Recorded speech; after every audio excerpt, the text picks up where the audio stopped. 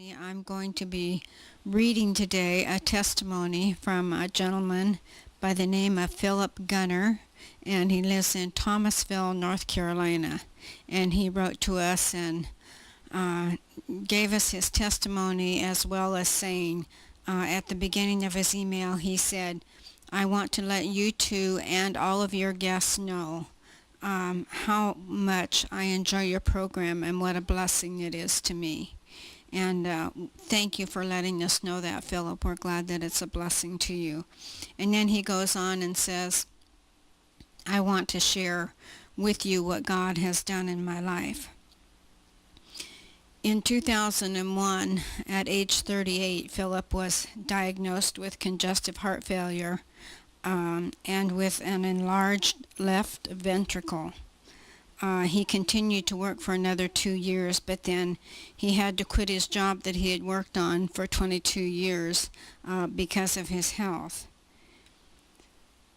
He applied for Social Security disability and was turned down because of his age. And his wife was working. She had a job, but she just wasn't able to make enough money to keep things going. In fact, they lost their car and their house, but he said, "We did not lose our faith." And this went on for a few years. In fact, when they lost their house, his wife had a trailer, a 1969 model trailer that she was renting out, and they had to ask the renters to move out so that they could move in, and everything worked out fine with doing that.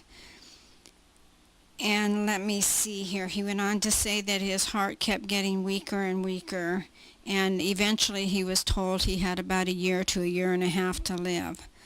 And he says, "As I drew closer to the Lord in my prayer time, I felt led of the Lord to start a bluegrass gospel band."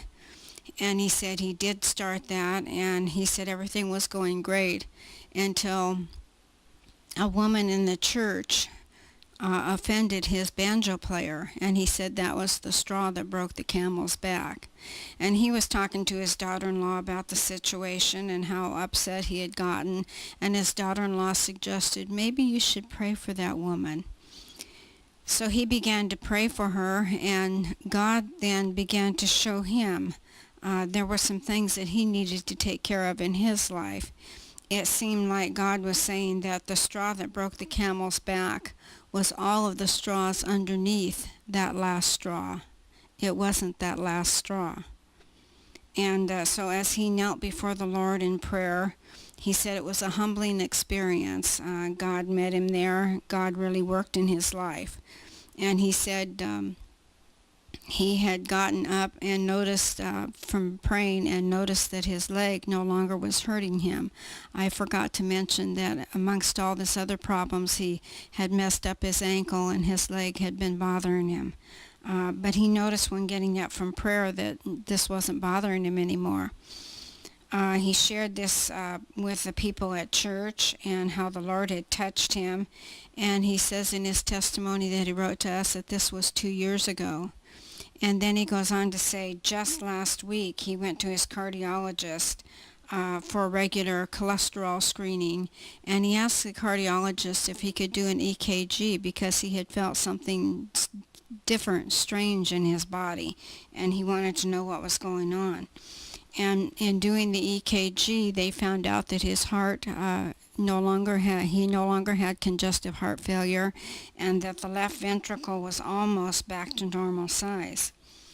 And I just want to share with you that God is faithful. If we will just trust Him by faith, He will touch our bodies. We know not when or how, but God cares about each one of us, and we need to be sure that we don't give up on the brink of a miracle. And we would ask your prayers for Kaylin, and we want to let her know that we will continue to pray for her.